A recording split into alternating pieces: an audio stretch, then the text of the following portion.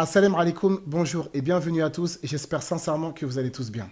Parmi les personnes qui parlent beaucoup ces derniers temps, qui parlent même trop, eh bien, on trouve très souvent donc Zainab El-Razoui ainsi que ses frères Majid Oukacha ou encore Éric Zemmour. Et en fait, ces gens-là, lorsqu'ils vous parlent d'islam, ils vous disent, bon, alors l'islam, c'est une religion violente, l'islam, c'est une religion dangereuse, l'islam, c'est une religion terroriste, et tous les attentats qui se déroulent dans le monde, eh ben, c'est à cause du Coran. Pourquoi? Bah parce que c'est Allah dans le Coran qui a ordonné aux musulmans de faire un génocide planétaire et mondial contre les mécréants. Moi, ce qui m'étonne, c'est que lorsque j'entends ces personnes parler d'islam et qui disent qu'ils connaissent le Coran, etc., mais je ne les ai jamais entendus parler de tout ce qui s'est passé à la Mecque pendant 13 ans.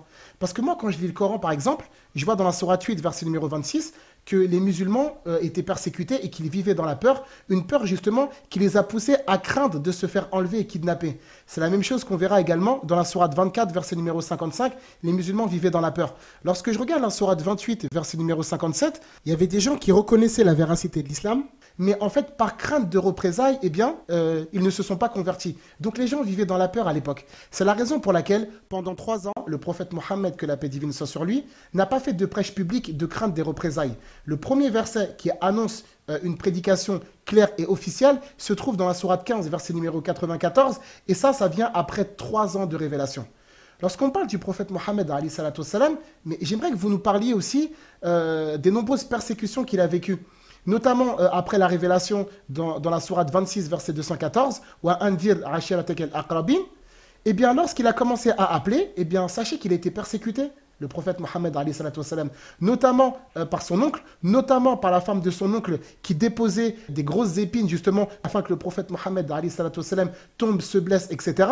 Comme on trouve ceci dans l'explication de la sourate 111. Je vois également que le prophète Mohammed était quelqu'un qui était attaqué, dévisagé, notamment dans la sourate 68, verset numéro 52. Je vois également qu'on l'a traité de tous les noms, notamment dans la sourate 68, dans la sourate 52, dans la sourate 38, dans la sourate 15, verset numéro 7. Je vois également que c'est un homme qui a subi plusieurs tentatives d'assassinat, de crimes et de meurtres, dans la sourate 8, verset numéro 30, dans la sourate 9, verset numéro 40, et que justement, le prophète Mohammed, avant la révélation de la sourate 72, verset numéro 1, et également l'annonce dans la sourate 46, verset numéro 29, eh bien, lorsqu'il est parti à Taïf, donc dans une ville d'Arabie, pour aller appeler les gens à la religion, eh bien, on l'a accueilli avec des insultes, des pierres, etc.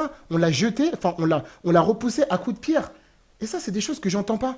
Ça veut dire que lorsque il a tenté de s'enfuir, d'accord, de la Mecque, parce que justement, bah, il était tellement persécuté qu'il a dû fuir sa terre natale, car il a été contraint, comme ceci est indiqué dans la sourate 8, verset numéro 30, la sourate 9, verset numéro 13, la sourate 17, verset 74, la sourate 47, verset numéro 15, la sourate 60, verset numéro 1, et ben, lorsqu'il a été contraint, eh ben, il s'est retrouvé dans une grotte. Il s'est caché dans une grotte justement pour pouvoir préserver sa vie ainsi que celle de l'homme avec qui il était un de ses compagnons. Dans la sourate 9, verset numéro 40. Mais en fait, tous ces versets, moi, je n'en ai jamais entendu parler. J'ai pas non plus entendu parler qu'il y avait des musulmans qui étaient contraints justement de prononcer des paroles d'impiété sous peine justement de se faire torturer, etc.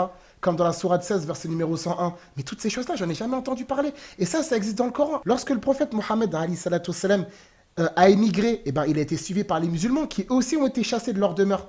Comme ceci est mentionné dans la sourate 2, verset numéro 191, dans la sourate 2, verset numéro 277, dans la sourate 3, verset numéro 195, dans la sourate 22, verset numéro 39 et 40, dans la sourate 59, verset numéro 7 et 8, dans la sourate 60, verset numéro 1. Mais pourquoi vous en parlez pas de ça?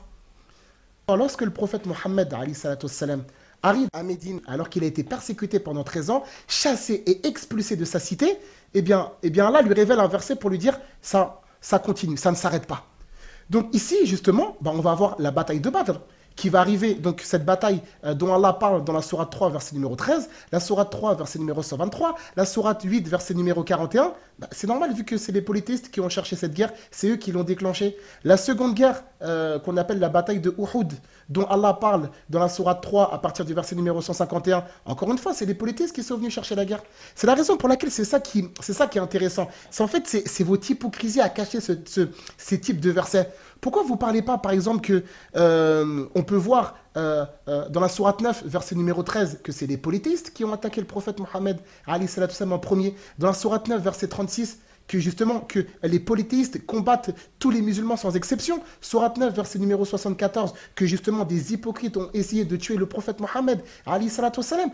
Parce qu'en fait, toutes les guerres là qu'il y a dans le Coran, par exemple, si on parle de la bataille de Al-Khandaq, la bataille des tranchées dans la sourate numéro 33, ou la bataille de Hunayn dans la sourate 9, verset numéro 28, la bataille de Tabouk dans la sourate 9, verset numéro 29. Mais en fait, tout ça, il faut le contextualiser.